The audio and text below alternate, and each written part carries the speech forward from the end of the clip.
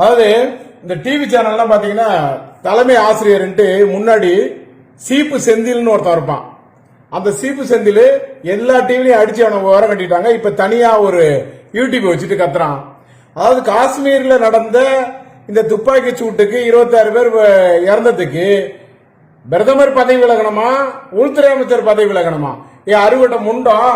அந்த மாநிலத்தில் காங்கிரஸ் ஆட்சி நடந்துட்டு இருக்கு, காங்கிரஸ் கூட்டணி ஆட்சி நடந்துட்டு இருக்கு. உமர் அப்துல்லா முதலமைச்சரா இருக்கான்.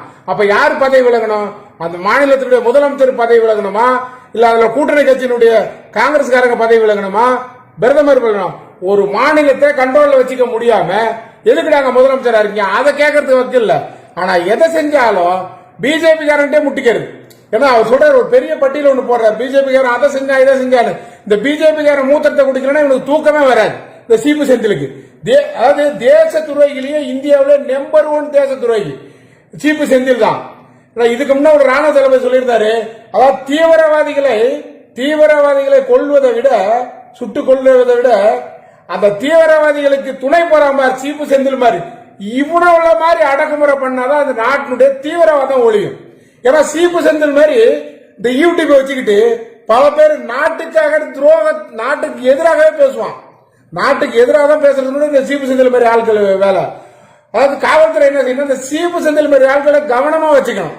ஏன்னா அதாவது எல்லாரும் ஒரு பார்வையில பார்த்துட்டு இருக்கும் போது எல்லாருடைய பார்வையும் ஒட்டுமொத்த பார்வையும் ஒரு பார்வையா இருந்துட்டு இருக்கு. இந்தியாவுக்கு இலக்கு நடந்து விட்டது, எல்லாரும் அதை ஏற்றுக்கு நடவடிக்கை எடுக்கணும். ஆனா சீப்பு செந்தில் மட்டும் என்ன சொல்லிட்டு இருக்கான் பாருங்க, பிரதமர் பதவி விலக வேண்டும், உள்துறை அமைச்சர் பதவி விலக வேண்டும். ஏன்னா அறுவடை முண்டம்.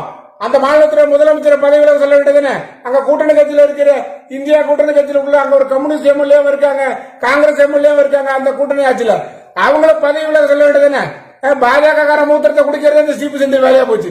சீப்பு செந்தில் நீ அதிகமா பேசிட்டு இருக்க எங்க பார்த்தாலும். ஆனா இனிமேல் பாஜக பேச நிறுத்திக்கோ, இதுவே உனக்கு மிகப்பெரிய விளைவா ஏற்படும். ஒரு நாடு இக்கட்டான சூழ்நிலை இருக்கும்போது கூட அந்த சீப்பு செந்தில் அதை பயன்படுத்தி இவன் அதை பெரிய ஒரு விஷயமா உருவாக்கிட்டு இருக்கான். ஒட்டுமொத்த மக்களும் கோபத்தில் இருக்கிறார். சீப்பு செந்தில் அவர்களே எச்சரிக்கையோட பதிவுகளை போட வேண்டும், எச்சரிக்கிறேன். நன்றி, வணக்கம்.